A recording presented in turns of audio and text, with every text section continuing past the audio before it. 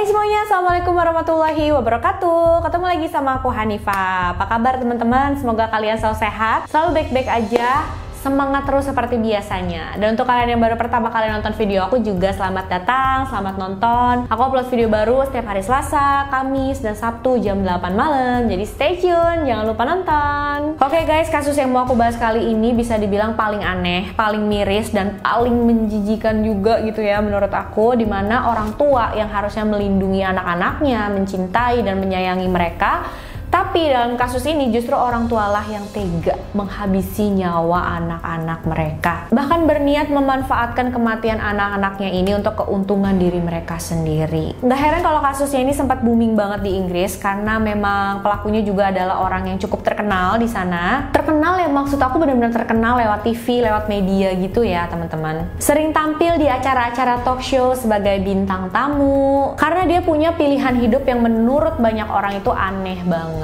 Jadi dia itu melakukan poliamori. Untuk kalian yang belum tahu, poliamori itu adalah berhubungan dengan lebih dari satu pasangan, tapi pasangan yang lainnya itu semuanya setuju dan tahu tentang hal ini gitu loh. Kira-kira apa sih yang terjadi dalam keluarga anti mainstream ini? Dan kenapa juga bisa terjadi tragedi yang merenggut nyawa anak-anak mereka? Langsung aja yuk kita bahas.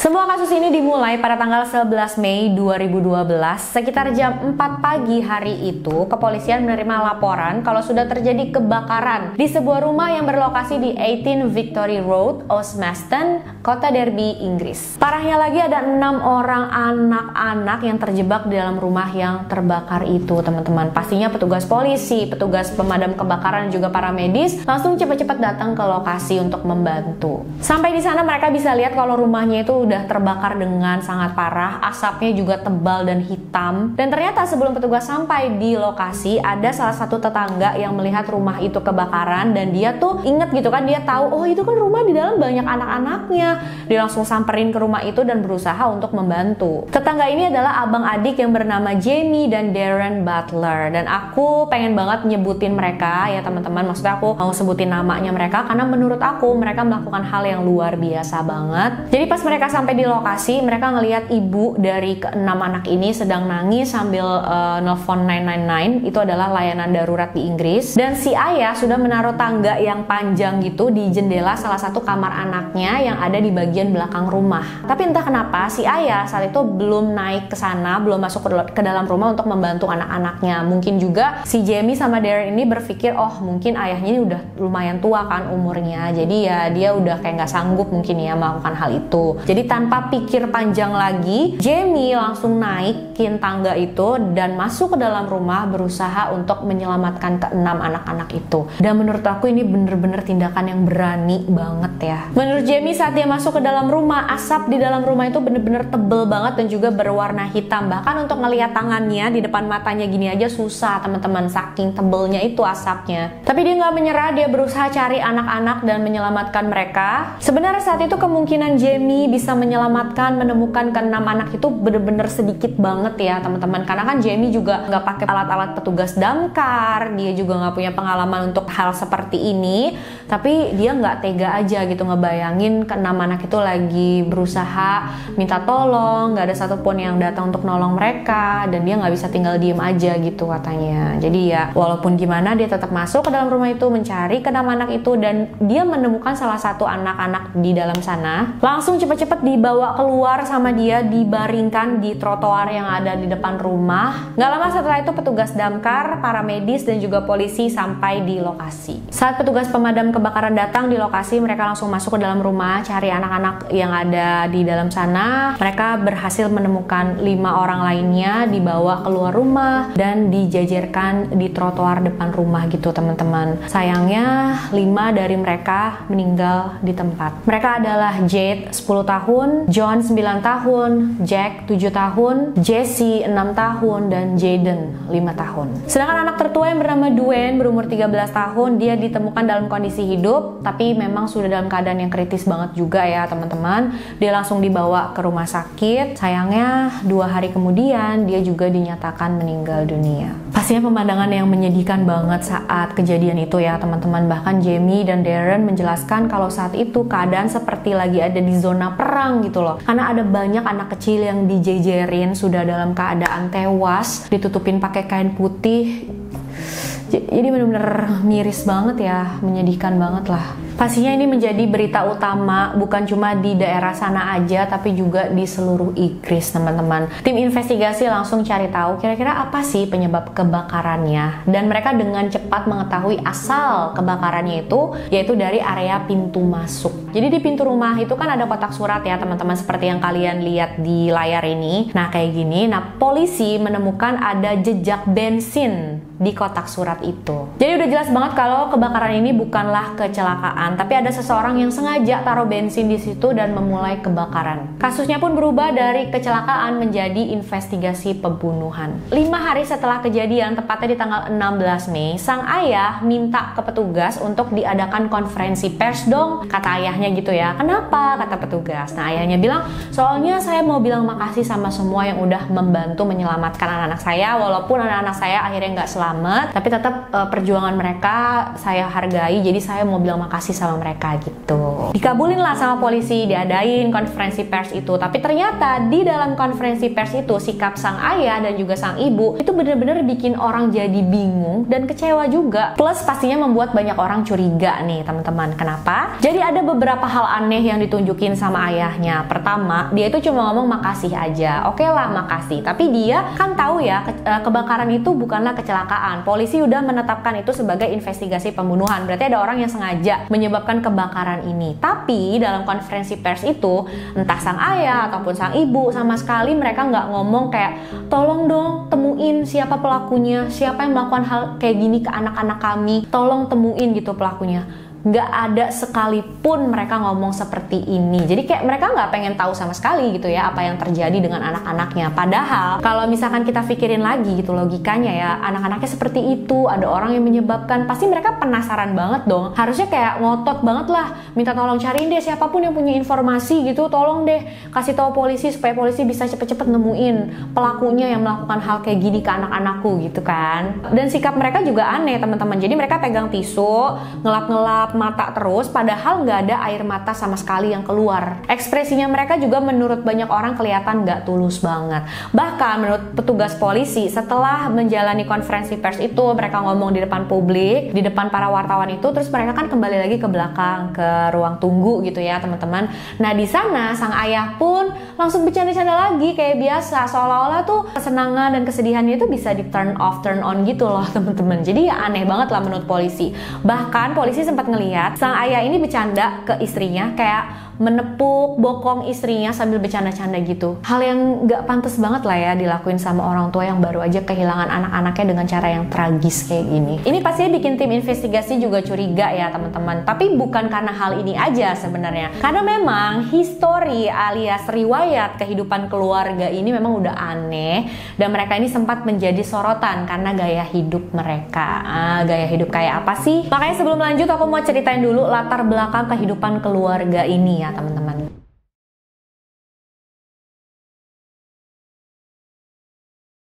Keluarga ini terdiri dari banyak sekali anggota, di mana kepala keluarganya adalah seorang pria yang bernama Mick Philpott. Dia lahir di Inggris pada tahun 1956 dan dia menjadi orang yang terkenal banget di Inggris karena dia punya 18 anak dari beberapa wanita yang berbeda. Yang parahnya lagi, dia tuh nggak bekerja sama sekali teman-teman. Jadi dia menghidupi keluarganya cuma mengandalkan uang tunjangan dari pemerintah tiap bulannya. Dan kalian tahu nggak sih, Mick Philpott ini bukan pertama kali ya berurusan sama polisi, bukan pertama kali berurusan sama yang namanya hukum. Jadi dia sebelumnya pada umur 21 tahun. Dia tuh pacaran sama seorang wanita, tapi ceweknya ini masih berumur 15 tahun bernama Kim Hill. Nah, sikapnya dia ke Kim ini bener-bener parah guys. Dia kasar banget sama Kim Hill. Jadi bisa dibilang Kim Hill ini cuma sebagai pelampiasan amarahnya dia aja. Pernah suatu hari dalam hubungan mereka, Kim Hill ini pakai rok yang memang pendek, dan menurut Mick, roknya ini bener-bener kependekan banget gitu. Dan apa yang dia lakuin bukannya dia nasehatin pacarnya secara baik-baik, bilangin untuk ganti atau gimana, tapi dia ambil busur panah, terus ditembakin busur panahnya itu ke bagian paha pacarnya. Dan pernah juga Mick pukul Kim pakai palu di bagian dengkulnya sampai dengkulnya Kim ini retak, teman-teman. Karena apa? Karena menurut Mick, Kim ini terlalu perhatian sama anak yang dia jagain. Jadi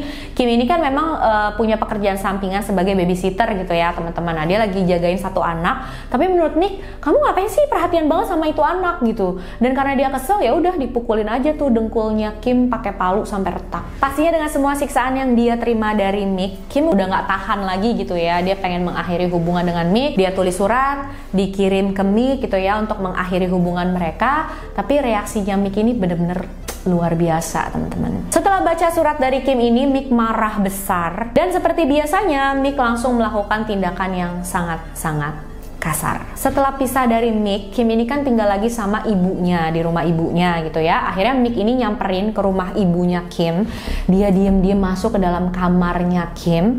Dia udah bawa pisau tuh, teman-teman, dan dengan membabi buta gitu ya, Mick langsung nusukin Kim pakai pisau itu. Ibunya Kim Hill ngedenger suara aneh kan dari kamar anaknya. Karena khawatir, dia langsung samperin ke kamar anaknya. Ketahuan kan ada Mick yang lagi nusukin Kim, dan karena ketahuan sama ibunya itu, ibunya langsung berusaha untuk dorong Mick itu ya supaya jangan nusukin anaknya lagi. Yang dilakuin Mick apa? Dia juga menusuk ibunya Kim itu, teman-teman. Setelah selesai melakukan hal itu, Mick langsung pergi dari sana. Untungnya Kim dan ibunya berhasil bertahan, teman-teman. Mereka berhasil hubungin layanan darurat. Para medis langsung datang ke sana. Mereka dibawa ke rumah sakit. Mereka mengalami cedera perut yang sangat-sangat parah, tapi untungnya ya setelah lama dirawat di rumah sakit, mereka sembuh. Mereka bertahan hidup, dan Mick berhasil ditangkap sama polisi. Dia dinyatakan bersalah atas tuduhan pembunuhan pada Kim Hill dan juga percobaan untuk menyakiti tubuh seseorang dengan sangat parah kepada ibunya Kim. Mick diberi hukuman selama 7 tahun penjara, tapi dia bebas hanya setelah menjalani masa tahanan selama 3 tahun 2 bulan aja, teman-teman. Aku juga nggak tahu kenapa kok kejahatan separah ini bisa dikasih hukuman 3 tahun 2 bulan doang. Nggak ngerti ya, teman-teman. Mungkin hukumnya ya berbeda-beda, tapi kayak nggak puas aja gitu ya. Kasihan banget kan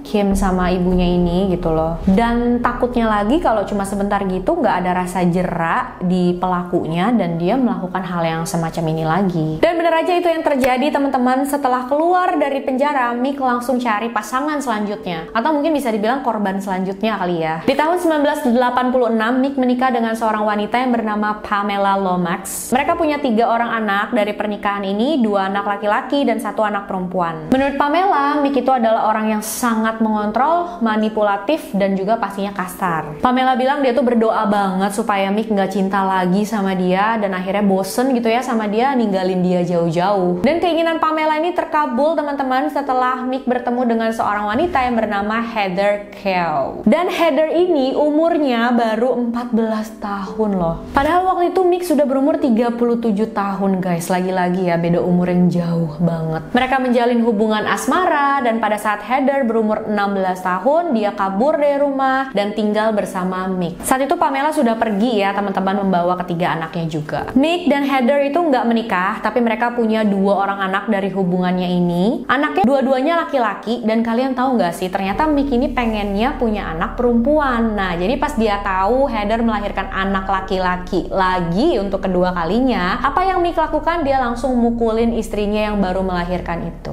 Sedih banget nggak sih? Di saat baru melahirkan itu kan pengennya dapat support dari suami, emang butuh banget support dari orang terdekat, apalagi suami ya, teman-teman. Tapi ini malahan suami kita sendiri yang mukulin kita gitu loh.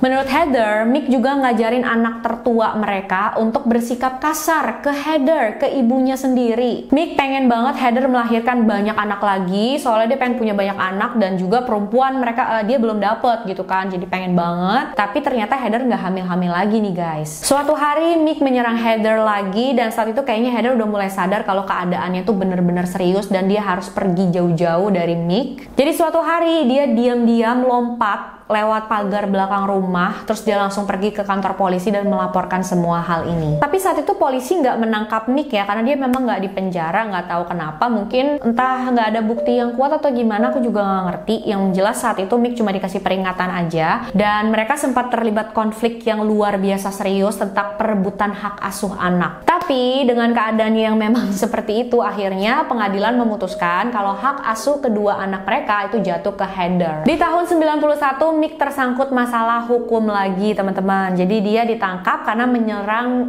koleganya dengan sangat parah. Tapi dia nggak dipenjara, dia dikasih bebas bersyarat selama 2 tahun. Jadi maksudnya selama 2 tahun itu dia diawasi secara ketat sama petugas. Kalau memang selama 2 tahun dia nggak ngelakuin masalah hukum lagi, ya udah dia bebas gitu. Tapi kalau misalkan dia ngelakuin, ya nanti bakal ditinjau ulang lah. Pada tahun 2000, Mick bertemu dengan seorang wanita yang bernama Merit Duffy, berumur 19 tahun, dan saat itu Mick Philpott sudah berumur 44 tahun. Beda umur yang jauh banget. Tapi saat itu Merit sudah punya 1 anak dari hubungan sebelumnya yang gak berhasil gitu ya. Dia berpisah dari pasangan pertamanya. Bertemu dengan Mick, dirayu-rayu sama Mick, akhirnya mereka berdua menjalin hubungan asmara. Gak lama kemudian Merit dan anaknya pindah ke rumah Mick dan mereka tinggal bareng di sana. 1 tahun kemudian Mick ketemu lagi dengan seorang wanita yang bernama Lisa Willis, berumur 16 tahun. Lisa adalah yatim piatu dan dia juga sudah punya 1 anak dari hubungan sebelumnya, sama seperti Mary tadi. Mick dan Lisa juga menjalin hubungan asmara nih teman-teman. Walaupun saat itu Mick juga masih menjalin hubungan asmara dengan Merit. Merit pun tahu ya tentang hubungan perselingkuhan Mick dan Lisa, tapi dia kayak nggak keberatan, ya udah nggak apa-apa. Mungkin karena dia memang sudah didoktrin juga ya sama Mick, sudah kayak dikasih penjelasan inilah itu, atau mungkin karena dia takut sama Mick, ya bisa jadi juga. Bahkan Mick membawa Lisa dan anaknya itu untuk tinggal bareng juga di dalam rumahnya, barengan sama Merit dan anaknya tadi. Mungkin kalian bingung kali ya, kenapa perempuan-perempuan itu kok mau aja? Karena menurut aku Mick ini memang kan seperti pengakuan dari pasangan-pasangan sebelumnya, Mick ini adalah orang yang sangat mengontrol, dia orang yang manipulatif gitu ya. Jadi ya dia memang mendekati wanita-wanita yang gampang dimanipulasi sama dia. Pertama, yang umurnya tuh jauh banget lebih muda daripada dia, biar lebih gampang dikontrol lah gitu ya teman-teman. Kedua, cewek-cewek yang masih muda itu pun dalam keadaan yang sedang terpuruk gitu. Mereka lagi berpisah sama pasangannya, mereka punya 1 anak, mereka lagi jadi single parent, jadi kayak butuh banget orang yang mendukung mereka lah. Nah, pada saat mereka dalam kondisi seperti ini, Mick dateng kayak kesannya mau ngebantuin mereka, ya padahal cuma mau memanfaatkan mereka. Jadi ya mungkin mereka merasa itu adalah jalan terbaik gitu kalau mereka menjalin hubungan dengan Mick. Tahun 2003, terlepas dari hubungan perselingkuhan yang dilakukan Mick dengan Lisa, Merit bersedia untuk menikah dengan Mick Philpott teman-teman. Dan anehnya lagi, Lisa Willis juga hadir dalam pernikahan mereka. Bahkan Lisa Willis ini menjadi pendamping wanita untuk Merit. Kenapa Mick nggak nikahin dua-duanya aja? Karena memang hukum di Inggris tidak membolehkan hal itu ya teman-teman. Di sana orang itu boleh menikah dengan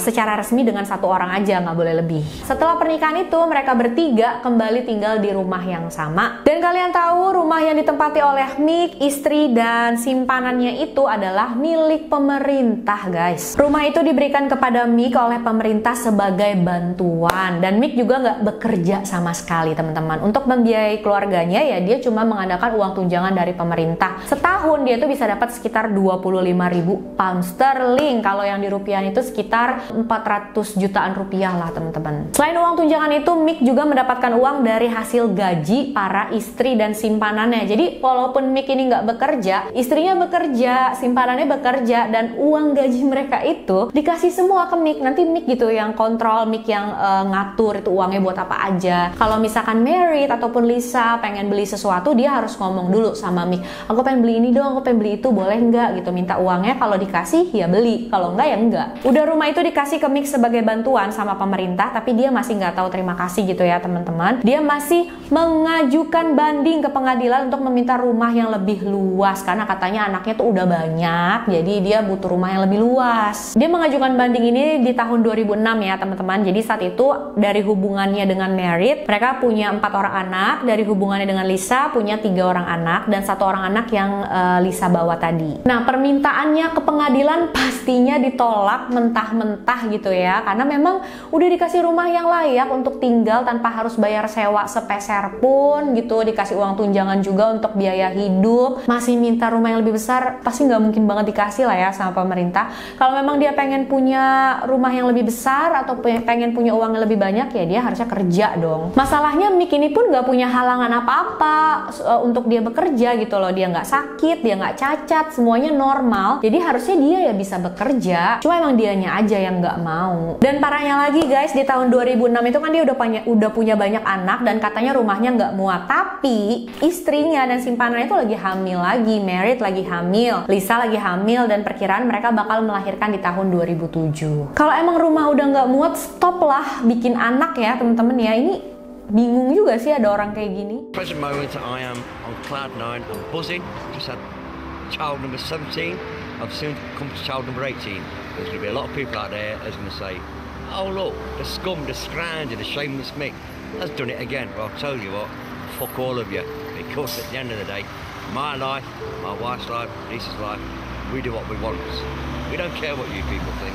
At the end of the day, we're happy, so stop the lot. Dan karena permintaannya ke pengadilan untuk dikasih rumah yang lebih besar itu nggak diturutin, nggak dikabulin, Mick punya cara lain nih teman-teman. Dia hubungi salah satu acara TV, dia datang ke sana sebagai bintang tamu. Niatnya dia datang ke sana untuk menjelaskan gaya hidupnya. Nggak ada yang salah gitu sama gaya hidupnya dia. Tapi justru setelah publik menonton acara ini, mereka ya jadi benci banget sama Mick Philpott. Karena warga Inggris tuh merasa sudah dirugikan karena uang pajak yang mereka bayarin ke pemerintah bukan dipakai untuk hal yang berguna, tapi dipakai untuk membiayai orang yang males dan gak tahu diri kayak Mick ini teman-teman. Cara kayak gini gak berhasil, Mick masih punya cara yang lain. Dia hubungi salah satu acara TV lagi, masih yang itu juga, tapi katanya disuruh datang ke rumahnya. Yuk liput kehidupan aku di dalam rumah aku. Nanti kan ditampilin. Jadi maksudnya si Mick Philpott ini setelah melihat acara itu kan kelihatan tuh anaknya banyak, dempet-dempetan tidurnya segala macam. Pemerintah tuh bakal malu karena nggak ngasih dia rumah yang lebih besar. Dan dia juga berharap orang-orang yang nonton itu jadi kasihan gitu loh sama dia. Tapi semua hal ini malah jadi bumerang buat Mick teman-teman. Jadi salah satu acara TV itu datang ya, meliput kehidupannya Mick sehari-hari.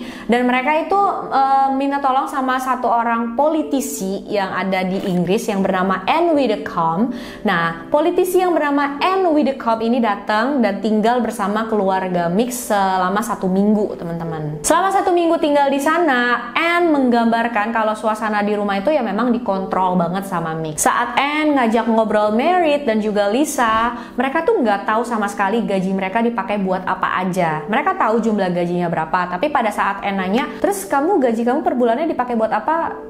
Nggak tahu, semuanya udah diatur, udah diurus sama Mick. Terus uang pajak gimana? Ini segala macam, mendapat uang ini segala macam, tunjangan dari pemerintah segala macam. Ya itu semuanya Mick yang kontrol katanya, Mick yang ngatur. Dan Mick itu setiap malam tidurnya nggak di dalam rumah loh teman-teman. Jadi kalau di dalam rumah kamarnya itu udah penuh sama anak-anaknya dia. Jadi dia tinggalnya di sebuah karavan yang ditaruh di samping rumah. Nah setiap malam ganti-gantian tuh siapa yang nemenin Mick di dalam karavan itu. Kadang Lisa, kadang Merit, ya giliran siapa lah itu.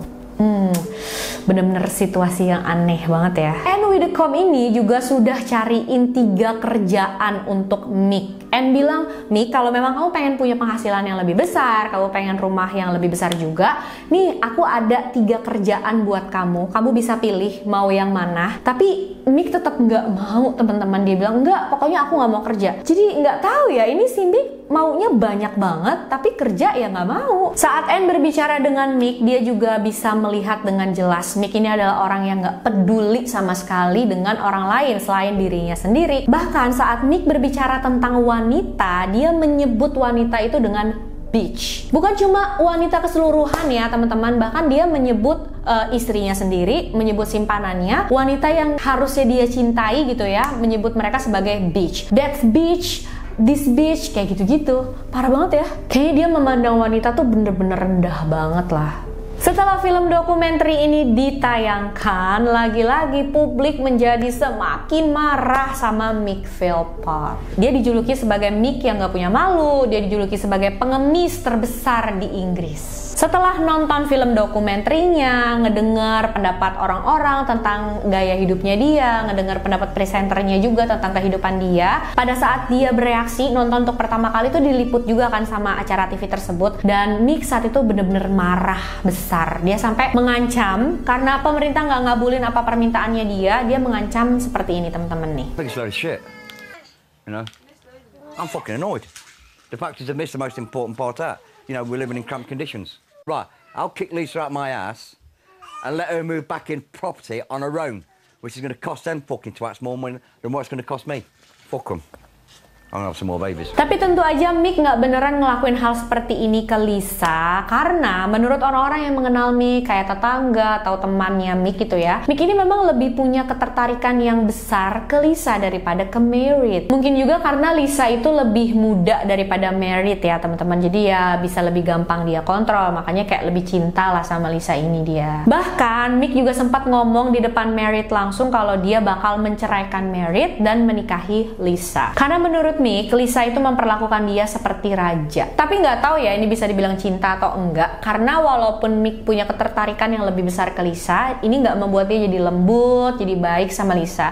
Bahkan di awal hubungan mereka, Mick ini sempat mukulin Lisa habis-habisan di depan anak mereka. Dan Lisa pun saat itu juga udah semakin gerah sama hubungan mereka, udah capek sama kehidupan di dalam rumah itu. Dia pengen punya kehidupan yang normal seperti orang-orang lain, dan dia memutuskan untuk pergi dari sana. Suatu hari, Lisa bilang ke Merit kalau dia mau membawa kelima anaknya ini untuk berenang di kolam renang umum. Tapi, Lisa dan kelima anaknya nggak pernah balik-balik lagi ke rumah itu. Dia melarikan diri, Lisa tinggal bersama keluarganya lagi, teman-teman. Saat tahu Lisa pergi, Mick ini sedih banget, dia sampai nangis kejer. Dan ini disaksikan sama tetangganya. Kok bisa ya? Lagi deket disakitin, udah pergi dia nangis kejer, coba. Tapi selain kesedihan di dalam hatinya, Mick ini juga menyimpan rasa marah yang besar. Dia nggak terima kalau kelima anaknya itu diambil sama Lisa, jadi dia mau berusaha untuk mengambil kelima anaknya itu supaya hak asuh jatuh ke dia gitu loh, dan dia terlibat konflik lagi nih, konflik perebutan hak asuh sama Lisa. Polisi bahkan harus beberapa kali ikut campur dalam konflik mereka, teman-teman. Mick sampai datengin ke rumah keluarganya Lisa, tapi anehnya malahan si Mick ini yang lapor ke polisi terus bilang Lisa sama keluarganya udah ngancem dia, ngancem pengen nyelakain dia kalau tetap mau konflik tentang perebutan hak asuh ini. Udahlah, biarin aja kelima anaknya itu buat Lisa, jadi Mick nggak bakalan kenapa-napa gitu loh. Udah jelas-jelas dia nyamperin ke rumahnya Lisa, ke rumah keluarganya Lisa, tapi dia yang lapor ke polisi, katanya keluarga Lisa mau nyakitin dia gitu loh. Ya aneh banget sih dia ini emang ya. Mungkin juga Mick saat ini udah khawatir ya teman-teman. Sebelumnya kan dia juga sudah pernah terlibat konflik perebutan hak asuh dengan Heather Coe tadi, dan dia kalah. Jadi saat ini dia ngotot banget nggak mau kalah dari Lisa. Apapun bakalan dia lakuin. Pada hari kejadian, tepatnya di tanggal 11 Mei itu adalah hari yang ditetapkan pengadilan untuk diadakan persidangan keluarga tentang perebutan hak asuh ini, teman-teman. Pas banget nih paginya sekitar jam 9 tuh harusnya sidangnya dilaksanain, tapi sekitar jam 4 pagi rumahnya Mick kebakaran. Kebetulan yang aneh banget ya. Saat itu pastinya petugas udah curiga banget sama Mick kalau memang dialah yang memulai kebakaran di rumahnya sendiri dan mengakibatkan ke-6 anaknya meninggal dunia. Petugas berusaha mencari bukti-bukti lain, dan ternyata pernyataan dari Mick dan juga Merit di hari kejadian itu nggak sesuai dan membuktikan kalau memang mereka berdua ini sama sekali nggak berusaha untuk memadamkan kebakaran itu. Menurut cerita Mick, di malam kejadian, dia, Merit, dan salah satu temannya Mick yang bernama Paul Mosley, mereka bertiga itu main snooker di rumah. Jadi snooker itu adalah permainan yang mirip banget sama billiard, guys. Nah, setelah selesai bermain snooker, Merit secara bergantian berhubungan intim dengan Mick dan juga temannya Mick yang bernama Paul Mosley tadi, teman-teman. Bahkan ya, saat Paul Mosley dan Merit berhubungan intim itu diliatin sambil ditontonin sama Mick gitu loh, teman-teman. Bener-bener udah nggak punya pikiran lagi ya. Gak ngebayangin deh itu, ya ampun. By the way, setelah semuanya itu selesai, katanya Paul Mosley ini pulang. Sedangkan Mick dan Mary tidur di dalam karavan seperti biasa. Dini hari mereka berdua mendengar suara-suara yang aneh, mencium bau yang aneh juga dari dalam rumah. Akhirnya mereka langsung keluar dari karavan, masuk ke dalam rumah. Dan mereka melihat api yang sudah lumayan besar di area pintu masuk rumah. Terus mereka keluar ke halaman rumah, guys. Setelah polisi melihat keadaan di dalam rumah, ternyata kalau memang yang diceritakan oleh Mick dan Mary itu benar, kejadiannya urutannya seperti itu, aneh banget nih. Padahal Mick itu ya kalau dari karavan masuk ke dalam rumah, dia harus ngelewatin dapur. Habis itu ruang tamu, baru pintu masuk utama di mana ada asal apinya yang dia bilang ngelihat api yang besar kan di sana.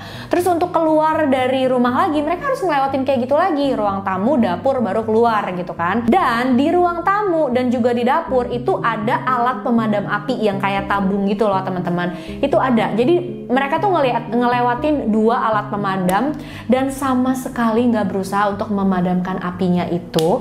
Dan mereka juga ngelewatin dapur. Jadi kan di dapur pasti ada sink. Mereka nggak berusaha ambil air dari sink itu terus disiram ke area yang kebakar. Enggak, mereka nggak berusaha untuk memadamkan apinya sama sekali. Polisi juga kan masih menyimpan baju yang dipakai oleh Mick, Paul Mosley dan juga Mary di hari kejadian. Dan ternyata setelah diperiksa oleh tim forensik, di baju mereka itu ada jejak bensin. Untuk apa lagi ya ada bensin di baju mereka kalau nggak berhubungan dengan kebakaran itu. Akhirnya pada tanggal 28 Mei 2012, Mick, Mary dan Paul Mosley ditangkap atas tuduhan pembunuhan pada keenam anak mereka. Pada saat persidangan, petugas menunjukkan beberapa bukti yang membuat mereka yakin kalau motifnya Mick melakukan semua hal ini karena dia pengen menghancurkan reputasi baiknya Lisa Willis supaya dia bisa mendapatkan hak asuh ke 5 anaknya. Karena menurut pernyataan tetangga dan juga kenalannya Mick, beberapa hari sebelum kejadian, Mick itu sempat tiba-tiba aja ngomong ke tetangganya, ke temannya kalau dia udah dapat pesan ancaman dari Lisa. Katanya Lisa bakal datang ke rumahnya dan melemparkan bom api. Menurut petugas ini sengaja dilakukan oleh Mick untuk menanamkan di pikiran orang-orang kalau misalkan nanti ada apa-apa sama rumahnya, terjadi kebakaran atau segala macam, ya orang-orang tuh jadi berpikir, oh jangan-jangan Lisa, soalnya kan kemarin udah ngancem Mick juga kayak gitu. Tapi setelah diselidiki ternyata nggak ada sama sekali pesan-pesan ancaman dari Lisa seperti ini, nggak ada buktinya tuh sama sekali Lisa pernah ngirim pesan ancaman mau ngelemparin bom api lah ke dalam rumah segala macam. Dan menurut petugas, Mick ini memang sebenarnya awalnya nggak berniat untuk membunuh keenam anaknya ini. Dia berniat membakar rumah, terus mengeluarkan anak-anaknya dari dalam rumah lewat jendela belakang, dan memang tangganya itu udah dipersiapkan gitu loh sama dia. Tetangga yang tadi nolongin yaitu Jamie dan Darren, dia juga mereka bilang sama polisi, memang sih Pak pas kita sampai di sana kayaknya semuanya udah siap banget gitu, keadaan di lokasi itu udah siap banget.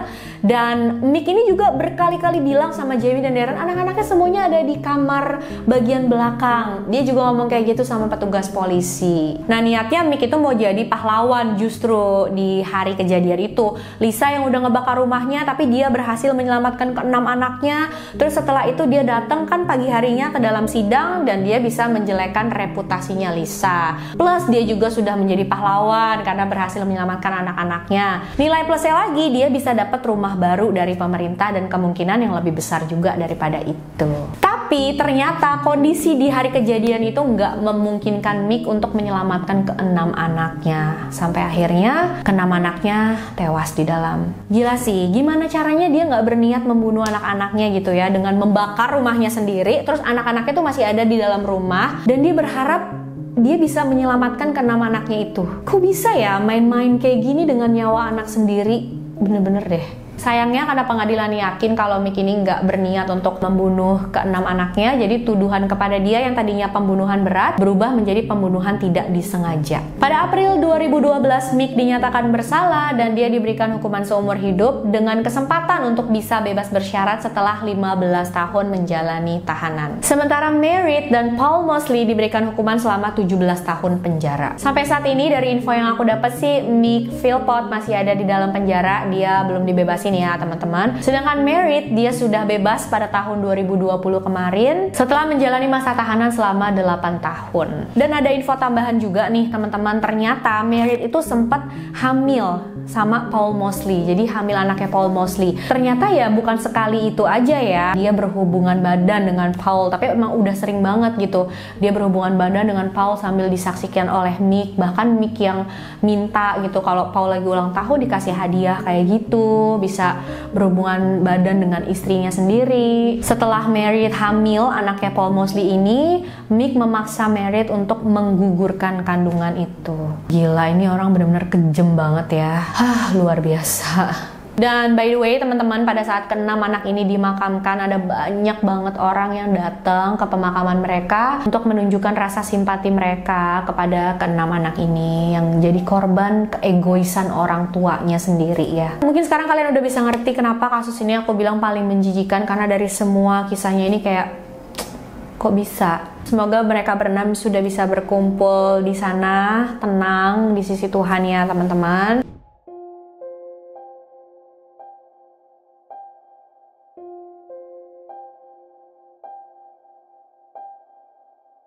Itu dia cerita kita kali ini. Jangan lupa komen apa pendapat kalian. Makasih juga untuk kalian yang udah nonton sampai akhir. Untuk kalian yang mau request juga boleh, silahkan kirim DM ke Instagram aku, Hanifah Story 92. Sampai jumpa di video selanjutnya guys. Bye.